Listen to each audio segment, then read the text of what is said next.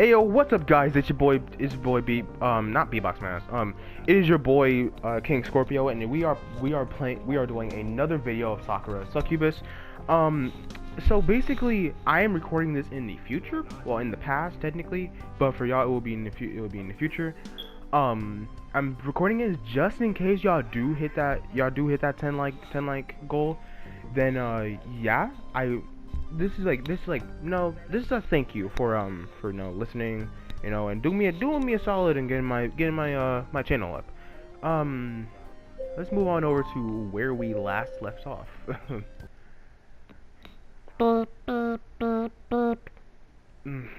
What?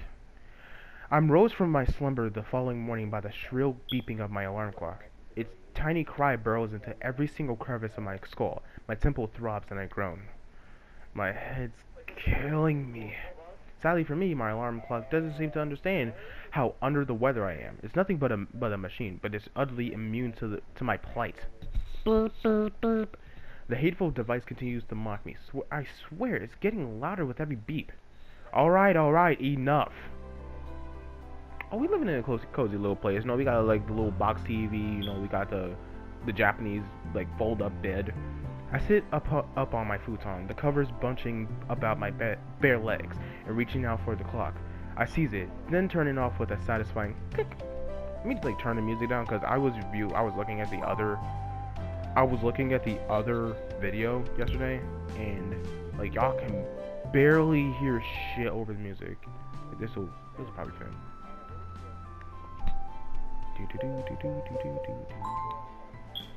Let's see something satisfying click. Now that my alarm clock's been silent, I can finally hear myself think.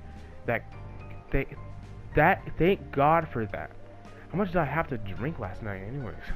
I press my hand against my temple. It does little to ease the throbbing pain beneath my fingertips. Speaking of last night, what happened? I can't remember. It's all a blur. I think I want to see the famous idol IU in concert. I didn't see IU because I wanted to hear her music's not really my thing. I did it because I had to. It was my job. I brought along my expensive camera equipment, hoping to take a few high quality pics of IU's performance, but oh god.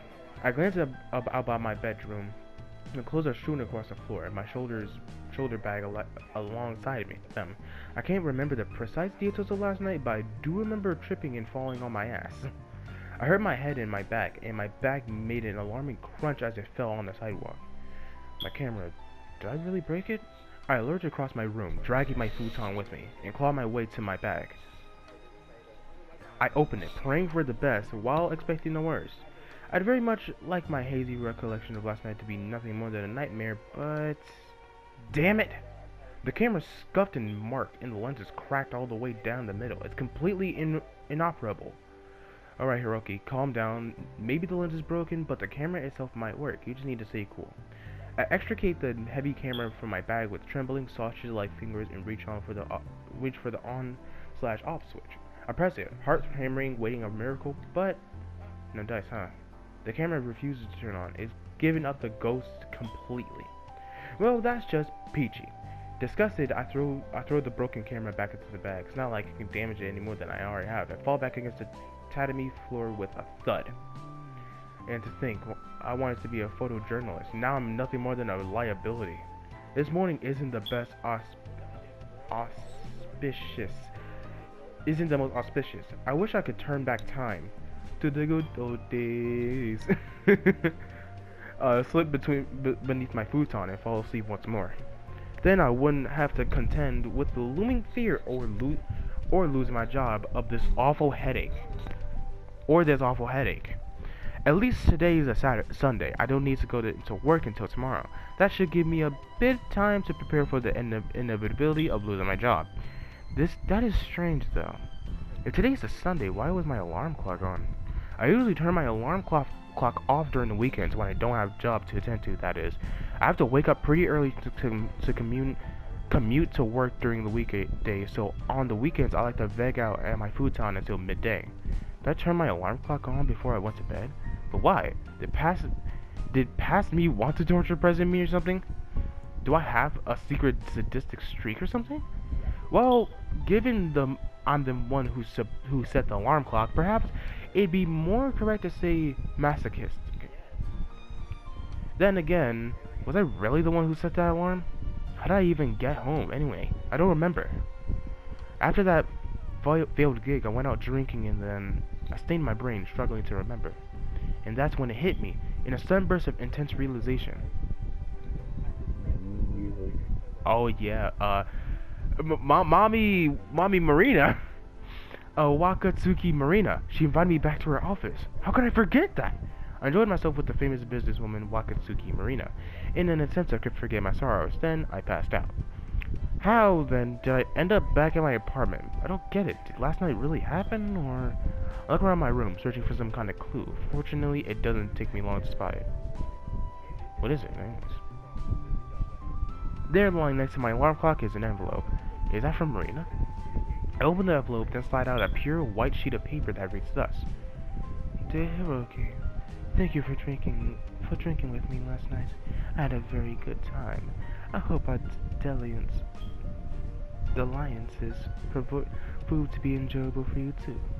After you passed out in my office, I asked my chauffeur to drive you back home. I found your address in your business card, which was in your wallet. I hope you can forgive me for looking through something so personal. I asked the chauffeur to set your alarm nice and early so you don't oversleep. You drank a good deal last night. I'm afraid you'll doze the day away if given the opportunity. Remember, the early bird catches the worm. You might disagree with me, but I think it's important to wake up in a timely manner. Don't go back to bed, you hear me? I've taken quite an interest in you. I'm gonna whip you into shape if that's the last thing I do. Maybe you could look at it as a pet project of mine.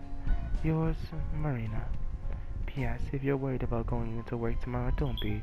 I have connections, and I'll do all I can to smooth things over. I won't let your boss fire you. You're much too precious. Huh. Well, what do you know? I guess I really did meet Wakatsuki Marina last night. It wasn't a weird fever dream after all. Not sure what Marina means by her P.S. though. Is she going to talk to my boss on my behalf? That'd be nice of her, but I'm not sure if even Wakatsuki Marina would be able to talk my boss over. He's a stubborn old goat. I should prepare for the worst, just to be sure. God, my head's throbbing so much it's hard to think. Sorry, Marina, but I think I'm gonna go back to bed after all. I shovel back to my futon and drop inelegantly against the soft covers. I bet you they're like really soft. This is too much for me to deal with right now. I'm afraid if I don't get any rest, my brain will explode.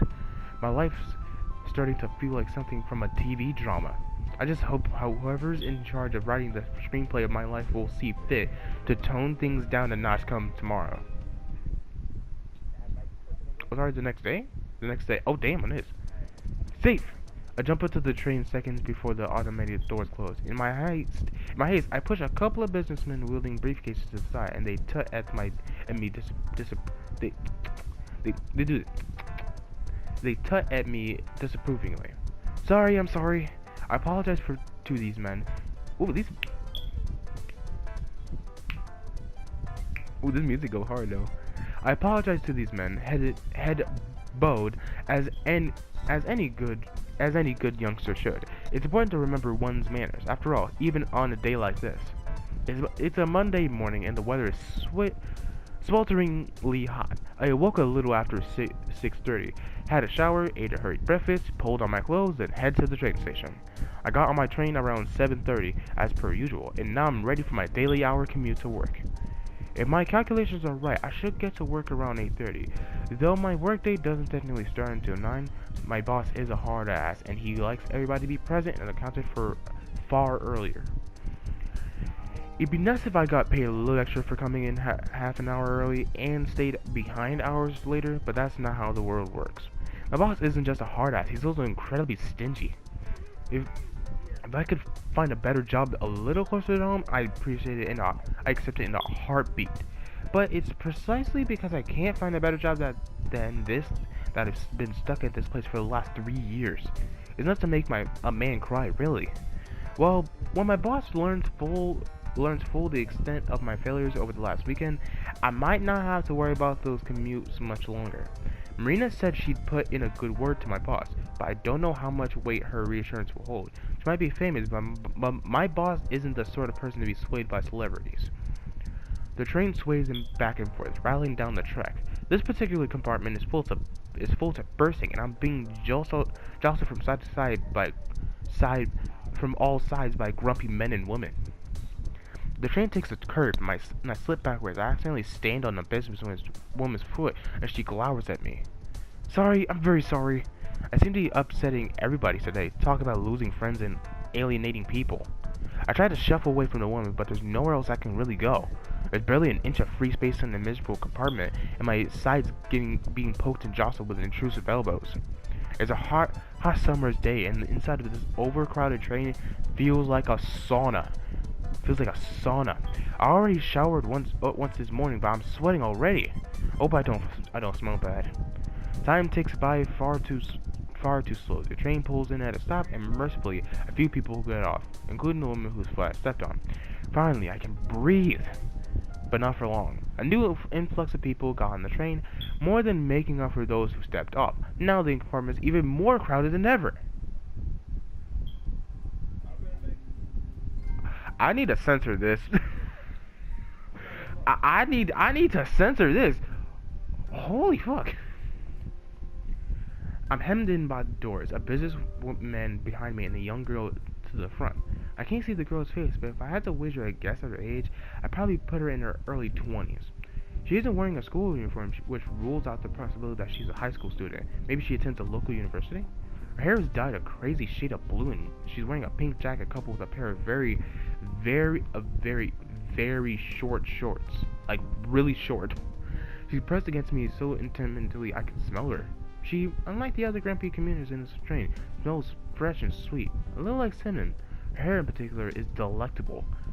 My character is very weird.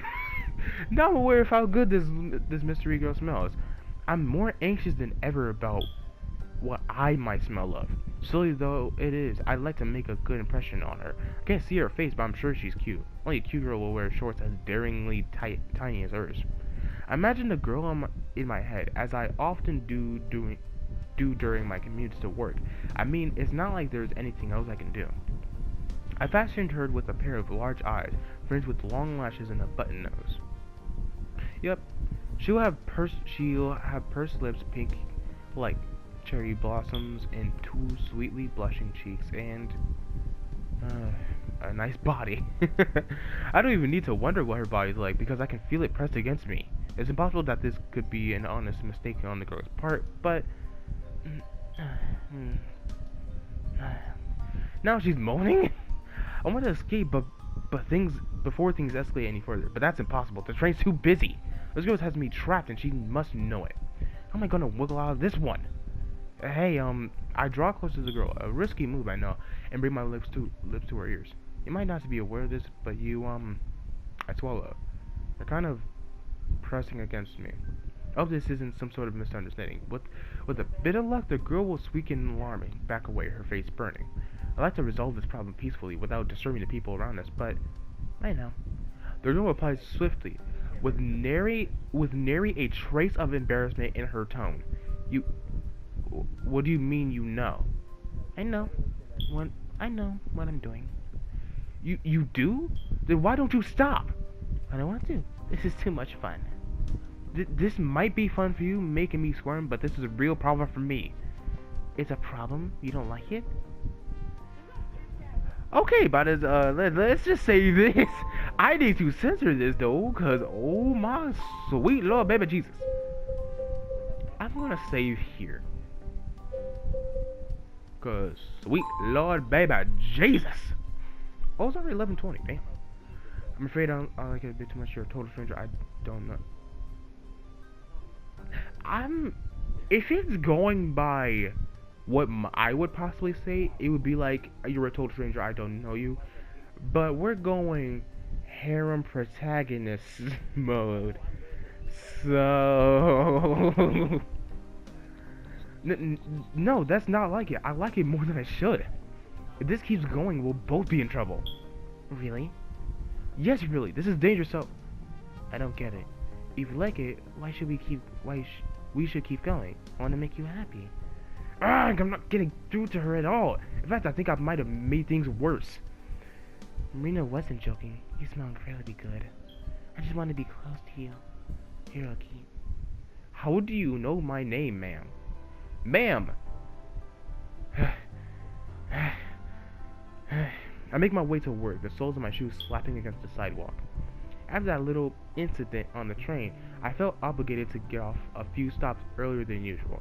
I couldn't bring myself to stay in the train, surrounded by all those good men and women. After everything I'd done, I would have been way too embarrassing. I gasped for air as I wind my way through Tokyo's busy streets. Men and women in business attire thrown about me in veritable armies of high school students on their crisp white uniforms chat and giggle excitedly. They all look so young and carefree. The girls with their plaited hair and blue plaid skirts, the boy with their sports bags slung over their shoulders and their scuffed black shoes. What I wouldn't get to be a teen again. They don't know how easy they have it. My encounter with that mysterious girl on the train might have taken my mind off things for a few minutes. Did our liaison truly finish so fast? But now doubts are starting to catch up with me. It doesn't matter how quickly I walk, I can't outstrip my fears. What am I going to do when I see my boss? What is he going to say? My head might as well be on the chopping block. This day is shaping up to be a crazy one, and it's not even 9 o'clock yet. I've only been awake a handful of hours. Maybe when I get to work, I'll find my boss has transformed into a cute girl. That's quite a disturbing thought, actually. You know what? Let's not pursue this train of thought any longer. Really, though, if I get to work and find my gallerous, ill-tempered boss has transformed into a cute girl overnight, I wouldn't even be surprised. At this point, I'd be just one more drop in an ever-expanding ocean. I wonder if they have art of the boss. But to my relief, though not necessarily surprised, Ogasawara,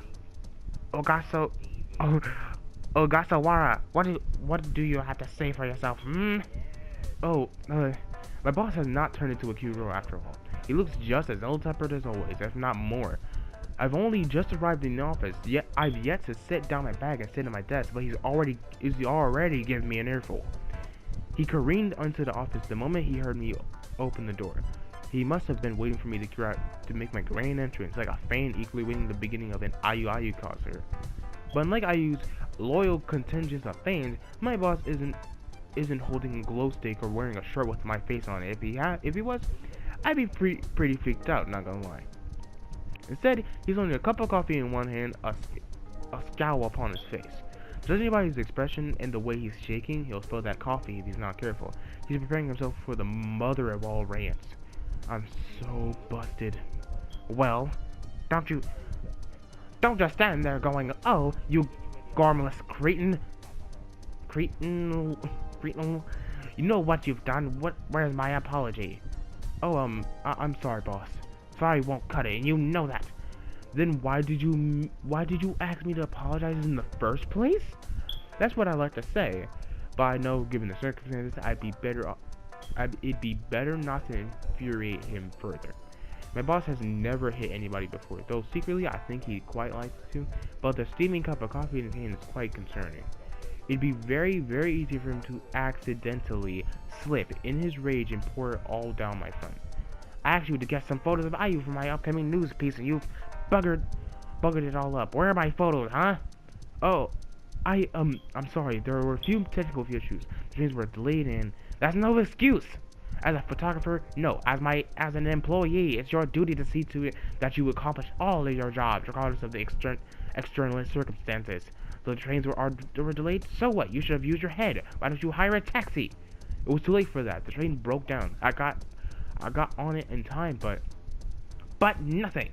The boss slams his cup of coffee down on my desk. A few brown droplets of scalding drink fly off the rim of the cup and splatter in a stack of documents. I guess I'm gonna have to clean that up later. That is, if this desk is still mine by the end of the morning. The more my boss rants or raves, the more unlikely that's beginning to look. A few of my work colleagues have been alerted by the noise because they're peeking at us curiously.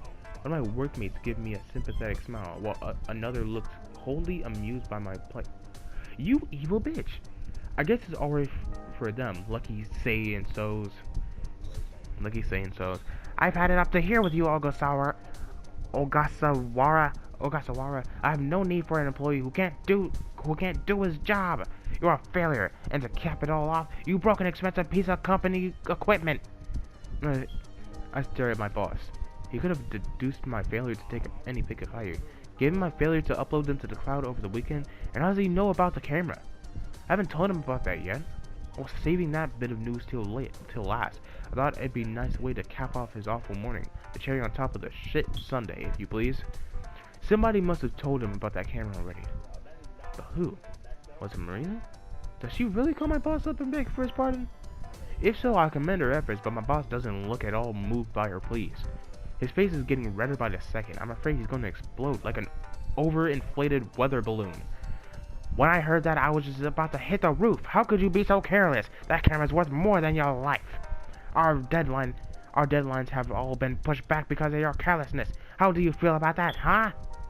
I look at my feet, my voice dropping to a whisper. I'm very sorry, sir. What did you say? My boss leans in, cupping his ear with his hand. Speak up, boy, I can't hear you. I said, even more of my colleagues are watching me now. They're not even trying to hide their amusement. I bet they're all laughing at my expense. People can be so cruel. I'm sorry, sir. Really, I am. And my behavior was inexcusable. Indeed it was. Not only did you make a harsh hash of my simple job, but you also destroyed a piece of company equipment. I should have fired you for that. I should have you fired for that at my very least. But I'm a lenient man. Yes, boss, you're right. I'll have my desks cleared out right away and... Wait, what? You heard what I said? My boss folds his arms, his expression sullen. You've worked at this company for 3 years. During this time, you've been a model employee. It's rare that I've had cause to get on your case, unlike various other people in this room. My boss shoots a pointed glance at a few of my other coworkers, who are still listening in to my supposed dressing down. Now that they've realized most of the drama has passed, it seems to have lost interest. A couple of them blush, suitably chastised as they return to their work, while a few others pout and click their tongues. Do they want me to be out of the job? This office is full of vultures. In general, I have no real complaints with you. Last Saturday was an unfortunate blip, shall we say, on your otherwise spotless performance. If you were a newbie, I'd be inclined to fire you over this. But I don't want to cast out one of my valued employees out into the cold over a couple of mishaps. Then, does that mean... Yes, indeed, I'm giving you another chance, Ogasawara, but you're on thin ice. Don't betray my trust again, or you'll be sorry. I don't like being made a fool of. I'm gonna work you to the bone. Be prepared to put in the hours to make up for your atrocious blunder. Do you hear me? Oh, sir. Sir. Yes, sir. Thank you very much. I bowed deeply to my boss, cringing at my own very superciliousness all the while. Only a few seconds ago, I was insulting this guy in my head and calling him an asshole. I'm so two-faced. Maybe my boss isn't quite as horrid as I thought. But he's still a businessman at the end of the day, and I doubt he'd make this call if he didn't have ulterior motives. Now I'm curious. What's going to happen about the camera? Will the cost of replacing it be taken from my wages? About the camera. It's a funny story that the boss massages his quivering chin and thought. That'll be standard company policy, yes, but you can rejoice. Ogasawara, you must have a guardian angel. An angel, sir? Indeed, she called the office this morning when I got in for work. She explained the whole story affair to me. At first, I was incredulous. I thought it was some kind of prank, but she was very persuasive. Still, my boss shakes his head, bemused. I can't believe that you know Wakatsuki Marina. For such a plain, unamusing man, you've got a surprising amount of connections. So Marina really did call my boss. That wasn't just talk. I didn't know Marina all that well, but she already done a lot for me. I have to wonder what she sees in me, and how am I going to repay her? How'd you get into her good graces? That you have your childhood friends? Oh no, I've only met her a day. Really? My boss snorts. Well, you must have made quite the impression. She offered to pay for the equipment you damaged in full. She wired the money over to the company bank account shortly after our phone call. She also told me that she's familiar with Ayu. She offered to set up a private meeting between you and her, so you can take photographs of her uninterrupted. What do you think about that? Once more, words fail me. I stared at my boss in silent, slack-jawed surprise, unable to articulate more than a handful of broken syllables. I clear my throat, then try again. Is the date of this meeting fixed? Yes, indeed. Miss Wakatsuki put me through to Miss Aiku's agency, and they were only too happy to oblige. You'll be seeing Miss Aiku this weekend, alone, in our private beach in she hates me. On her private beach, she has a private beach. Wait, I didn't realize that she has a private beach in Okinawa. We'll fly you out there, of course. Miss Wakatsuki very kindly offered to foot the bill. I'll mail the full details over to you later. That's about the gist of things. You've been given an amazing opportunity, so don't screw this up. You have a chance to take as many photos of Miss Aiku as you want, and while you're at it, you might as well interview her. This could be your big break. Give it your all. You won't accept anything less than 110%. Yes, sir. Of course, sir. I bow and scrape to my boss's new, amazed by the wealth of possibilities that landed in my lap. I'm going to see Ayu again this weekend on a private beach in Okinawa, no less. As a mere member of the whole Poloi, I've never been to a private beach before. I'm starting to feel like a celeb myself.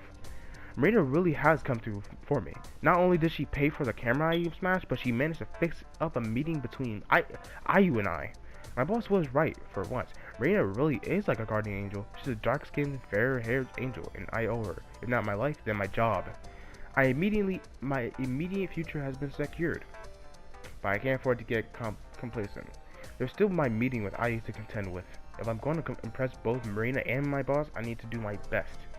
Now I've been saddled with all this responsibility, I don't want to let anybody down. The rest of the day goes by in a blur. I'm still reeling after my conversation with my boss, and nothing feels quite real. Thanks to my failure on Saturday, we have to scramble to put together a new article and lay of the one about Ayu that'll be suspended until next week. I ended up working overtime, and it's dark when I finally leave the office. Jeez, my boss is such a slave driver. You'd think he'd be a bit more considerate given my connection with the Nove Riche. I don't know how to really speak French. I barely had a chance to sit down all day. Want to meet the cat girl again? Yawning, I check my phone. It's a little after 2100.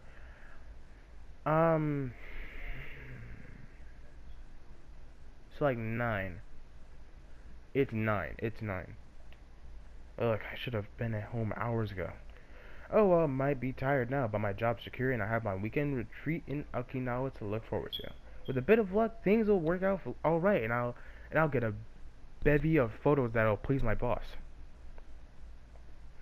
That should put me in his good books. Maybe he'll even let me go home on time for a change. That'd be a treat. For the present, however, I'm absolutely gagging for a drink. That might help soothe my nerves. Will we meet Marina again?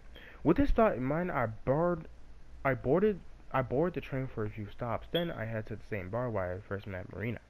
While it's true I want something to drink, part of me is hoping I'll run into my benefactress once more. And fortunately for me, luck is on my side. Oh, she's there again! With the thickest thighs in the world, god damn! Marina is sitting at the bar, one tone leg crossed over the other, just like it was during our first encounter. Her fair hair falls over her shoulder and she nurses a glass in one hand.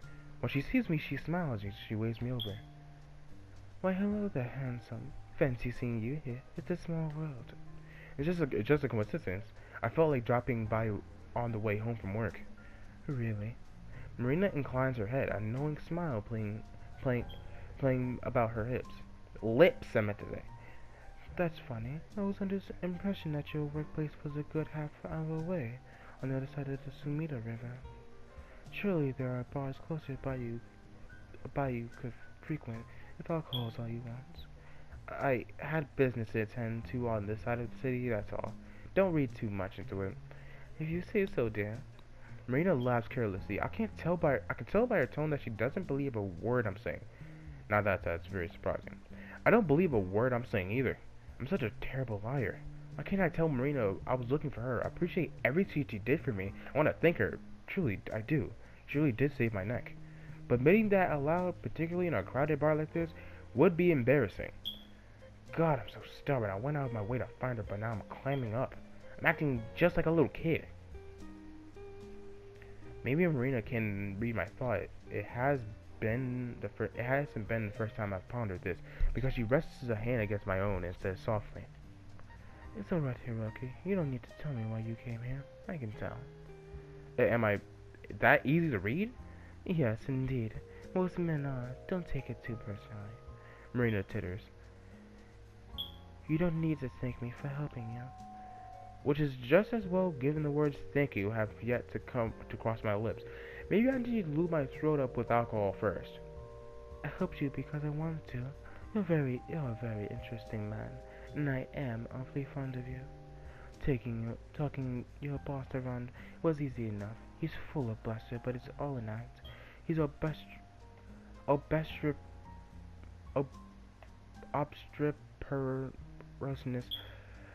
obstreperousness melted away with a few choice words from yours truly. You did more than whisper sweet nothings in his ear. You told him you gifted a sizable chunk of money to our company, and you set up a private meeting between myself and Ayu. Well, what can I say? Marina shrugs. I have wealth and connections. It should be a shame not to use them. Man, rich people are something else entirely. With enough cash, you can open up almost any door. I'm kind of jealous, to be honest. But more than that, I'm incredibly thankful. I can understand using your wealth and connections for your own sake, but why bother wasting them on a loser like me? I'm a nobody. No, I'll have less of that self-defeating nonsense. Mina squeezes my hand with her own. You might consider yourself a nobody, but I find you quite intriguing. I'd like to dote upon you, if I can, so don't worry your pretty little head. You say that, but I still have no idea why you want to dote on me. I've done nothing to deserve it, and we're virtually strangers. Why you say? It's simple, because you're cute. Huh?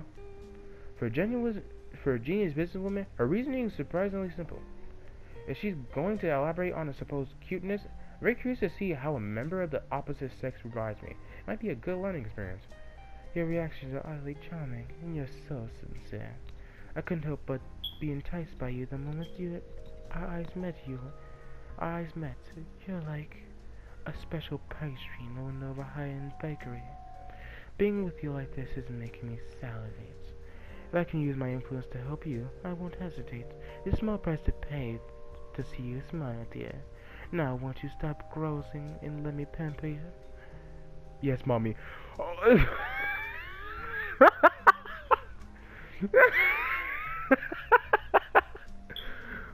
Oh my God! I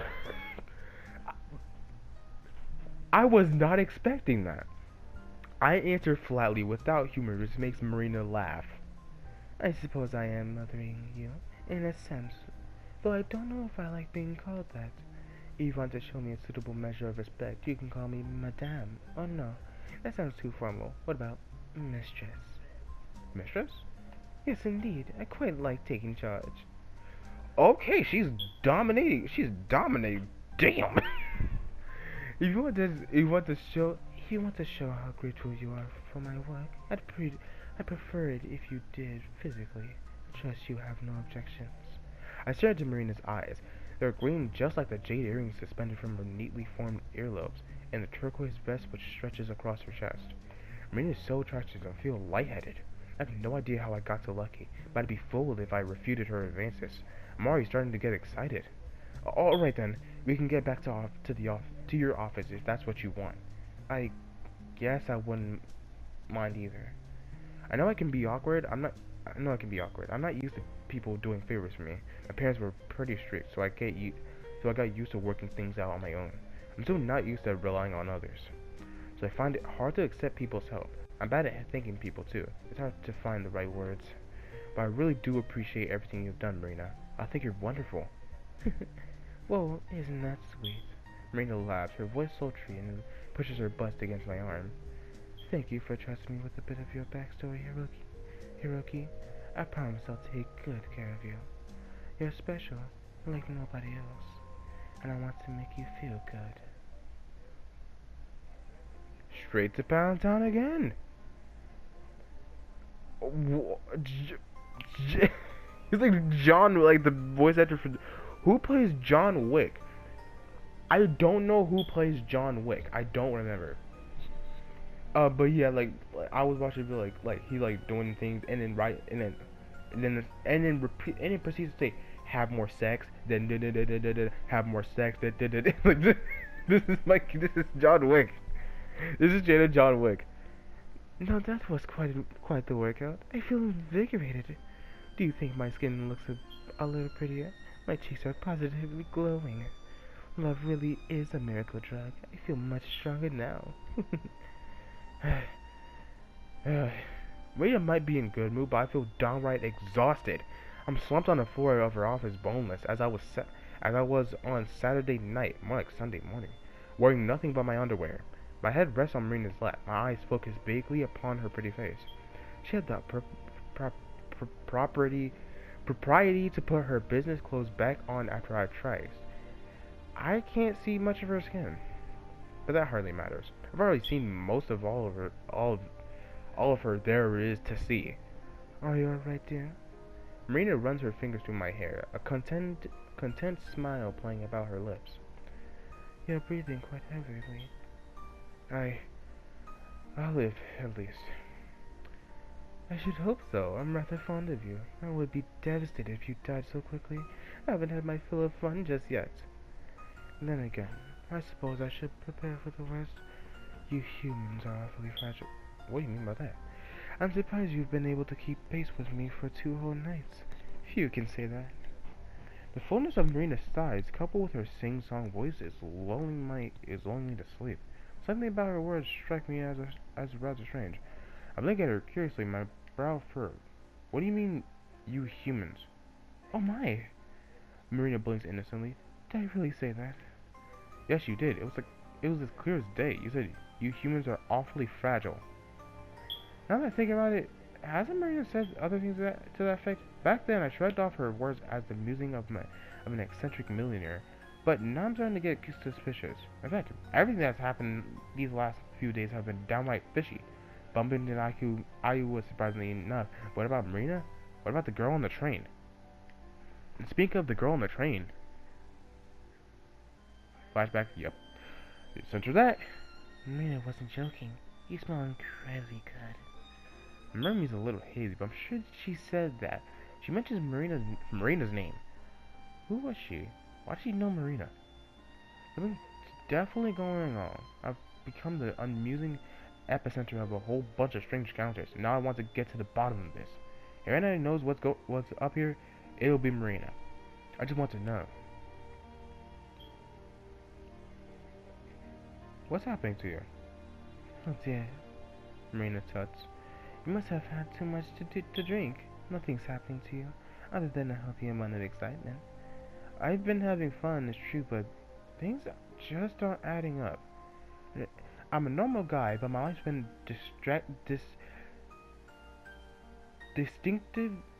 distinctly abnormal ever since IU's concert.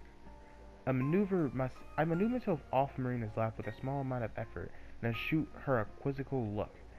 You're not the only attractive woman who's showed an interest in me. IU seemed happy enough to cling to me before she got mad and called me a pervert. Then on the train to work this morning, this world girl started flirting with me. If you can call what she did flirting. Strange girl. Did she have short blue hair? Yes, that's right. And was she wearing a very, very tight pair of shorts? Yes, they were so shamelessly short. By the sound of it, it seems you have had the pleasure of listening to Cosmos. Cosmos? Is that the name of that girl on the train? I believe so, yes. Performing indecent actions on a busy train does seem like the sort of thoughtless thing she'd do. She has no common sense. None of this makes sense. Before last Saturday, I seemed to repel women. My life's done a total 180, and I have no idea what's going on. It's all too much to be coincidence. You're working yourself up into a lather, dear. Don't let it get to you too much. I'm trying to not to, but it's a lot to take in. You don't know what's happening to you, Marina. I might have an idea, yes. Marina toys with a lock of her silvery hair, a small smile playing about her lips. At first, I intended to keep quiet about all this, but I'm awfully fond of you, and I hate to see you squirm too. You've been a very, very good boy, so I can let you on a little secret. Make sure you keep it to yourself, though. It's highly classified information that could shape the core of society, as you humans know. Marina leans in, her lips inches away from my ear as she whispers. The truth is, I'm a succubus. A succubus? I stare at Marina, utterly dumbstruck. Of all the things she could have said, I didn't think for a second she'd say something like that. This isn't a joke, is it? You're not really a succubus, are you? Oh my, are you saying you don't believe me? This makes me so sad, Hiroki. Marina sniffs as though heartbroken and turns her head away. I believe I've made a fond feelings for you more than apparent over the last few days. I would never, ever lie to you, particularly not over my own nature. This is a closely guarded secret, you know. I don't tell humans my true identity willy-nilly. You're the first to hear the truth. You could act a bit more grateful. Yes, mistress. I'm sorry, mistress. I bow my head, abashed. I don't want to upset Marina, but I can't shake the niggling doubt that this is nothing more than a prank. I mean, a succubus? Really? Well, buddy, read the title of the game that you're in. I'm sorry, but when you say you're a succubus, does that mean you're a monster that takes advantage of men? I am not a monster. I'm no monster. Marina pouts keelly, her arms folded across her chest. Do I look monstrous to you? Would a wicked beast have a body as gorgeous as mine? No, I guess not. You don't look much like a monster, but you don't really look like a succubus either. Not that I know what a succubus is supposed to look like. They're not exactly commonplace like cats and dogs. I'm still not sure what to think about this. It's quite overwhelming, to be honest. I suppose that's fair enough. Humans aren't supposed to know about our kind. After all, this comes as quite the shock to you. I should have known you wouldn't believe me that easily. You're not an incredulous child. Humans in the 21st century live in an area of logic and reason. That being the case, it's my job to show proof of my claims. Then you won't be able to deny that what I really am. I would never normally show my real form to anybody, but you're special. I like you a lot, Hiroki. That's why I'm going to give you a little treat. Marina clicks her fingers and her visage suddenly shifts. Oh, that's censoring! I need to censor that! I need to censor that! Holy fuck! I need to censor that most definitely! Horns sprout from Marina's scalp and bat-like wings unfurl from her back. Her clothes, too, have undergone quite the transformation. Before, Marina was clad in her business attire, but now she's wearing something even more risque. Red robes wind about her body, and black leather is vacuum sealed about her arms and legs. She looks incredibly, unbelievably hot, and that's heightened further by the tail which protrudes between her chest. You see, Marina shoots me a sultry look, her eyes half-lidded. I'm not a normal human. I really am a succubus, and it's not just me. I and Cosmos are succubi too, and so are numerous other attractive, successful women all across the world. What? I'm trying to say something semi-sensible, but words fail of me. This twist has completely blindsided me, robbing me of my speech faculties. My brain's starting to overheat, which, much like the overused photocopier at work. This is really incredible. You see that the world is full of succubi, just like you? Yes, indeed. We've been living amongst humans since the dawn of time. Many of society's most famous revered women have been succubi, like Cleopatra, for instance, I just wonder how few people know about it, really. Marina's fingers sink into a full mound of her chest. She manipulates her breasts about her tail, grinning all the while. I need to most definitely censor this! I can't deny that Marina's a succubus any longer. Not only can I see her wings, her horns, and her tail, that'd be akin to burying my head in the sand. I can't argue against my own eyes, but I do have a few questions I'd like to ask. It might sound gosh, but I'm burning with curiosity here. If us succubi were meant to be intimate with humans to stay alive, is that true? We succubi don't need to do such things to sustain ourselves, but we do need to be revered. That's why so many of us are in positions of power, be it in business, politics, or the entertainment industry. We need to be loved and adored. If we're not, we'll lose all our magical powers. We'll lose our good looks, we'll start to age like humans do, and then we'll wither away. We succubi work long and hard to keep your humans in our thrall. That's why I've sacrificed so much for my business. It's why IU pushes herself to be Japan's #1. That's why Kasa's... Well, I can't pretend I understand her particular line of work.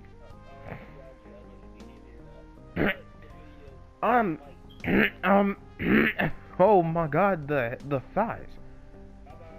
Them thighs. In an event, we succubi are much more than lazy mooches. We're hard-working, active members of society. We do our best to demand respect, and the more our fame grows, the stronger our powers get. That being said, we do have a lot of stamina. We're well versed in giving humans pleasure, and there are some humans who attract our attention more than others. Some humans have uniquely sweet scents, like ripe and juicy fruits. These humans call to us. When we succubi find humans who resonate with us, we do all we can to make them ours. You are one such human, Hiroki. You call yourself average and ordinary, but your smell is incredibly addictive. In all my years of living on Earth, I never met a human more delicious than you. I knew the moment I met you that I want to make you mine. And I wasn't the only one.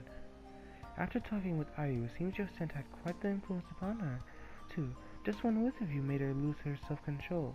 She was this close, Raina gestured with her fingers, to making you her own. Oh, right. This remarks might seem a little inadequate in the face of the information overload, but what else am I supposed to say? I have no idea how I'm meant to react. In less than 5 minutes, I learned that succubi exist, and I possess some sort of smell that marks me out as being particularly tasty. That explains why all these attractive women are falling over themselves to be with me, but it all seems a bit too inconvenient. If I'm really that attractive, then why don't any succubi try to proposition me before? Maybe they did, and you didn't realize that they were. You have been in relationships before, haven't you? I guess so, yeah. I'm no alpha male. He did not just... I'm no alpha male, but I've had relationships in the past. I'm not crass enough to keep count, but I've slept with at least a half a dozen girls.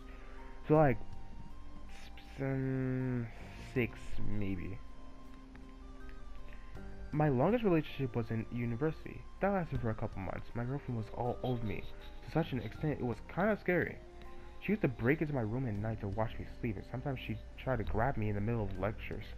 In the end, I broke it off with her. Her enthusiasm was flattering at first. After a while, it got a bit too much. Was she a succubus too? I wouldn't be surprised if you've attracted several succubi in your time. In fact, I'd be more surprised if you hadn't. You're incredibly cute, Hiroki. I've only known you a few days, but I'm incredibly fond of you. I want to make you mine. But therein lies a problem. My sisters must have heard me talking about you without you. They're awful gossip, really. She has sisters. Cool. Hold on a second. I'm very thirsty.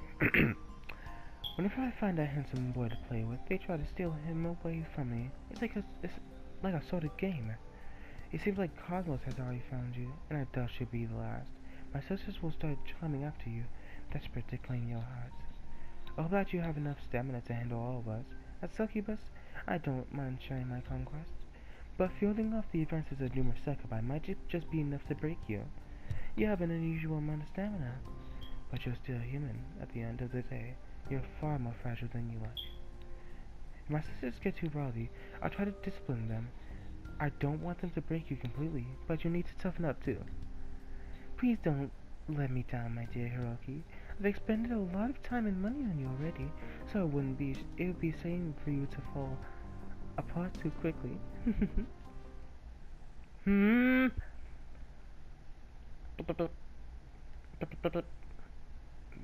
What? I'm woken the next day by the shrill beeping of my alarm clock. Its tiny ring pierces my skull like a skewer, and I wince. God, wouldn't you kill me to be quiet for like 5 seconds? My alarm clock, of course, doesn't listen to me, and it's an inorganic object that can't think or feel. Sometimes I wish I was an inorganic object too, that I wouldn't have to suffer for so many deliberating headaches. Stop getting. Oh my God, that light burning. I must have had too much to drink yesterday. What happened again?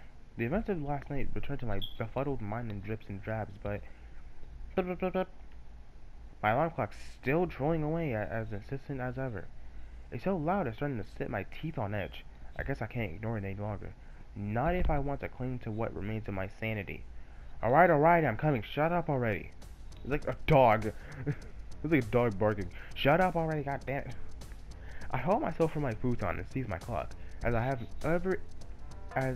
every day for the last 3 years. I turned it off, cutting short its incessant clangor, then sigh relief. You know what, guys? I think I'm gonna end it here.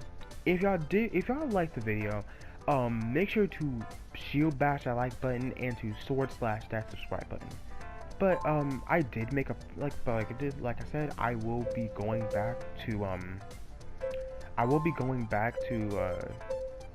look at the different options I could possibly do.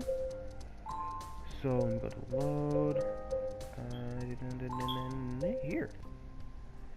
It's time for this. You're a total stranger. I don't know you. It's not a question of whether I like it or not. You're a total stranger. I wouldn't be doing something like this, particularly not in public. It'll bother everyone. It will if you raise your voice like that. But if you're quiet, it should be fine. Let's keep going. No, I heard what you said. I don't think you meant it. You must like me at least a little. You wouldn't be breathing so hard. Crap, I was afraid she knows that. Well, I guess it was hard for her not to, given how close my body is against hers. Is there really no way out of this? Is this girl going to railroad me into this path of degeneracy no matter what I do or say? Marina wasn't joking. You smell incredibly good. I just want to be close to you, Hiroki. And there we go. I can't tell which one was more degenerate. Side. But yeah, like I said, if y'all do want another episode, I will, like I said, 10 likes on this video, and I will, 10 likes on this video, and I will, send it straight off. I'm sorry. 10 likes on this video, and I will go on and make another episode. But like I said, if y'all do like it, if y'all do like the game, bash that like button and / that subscribe button.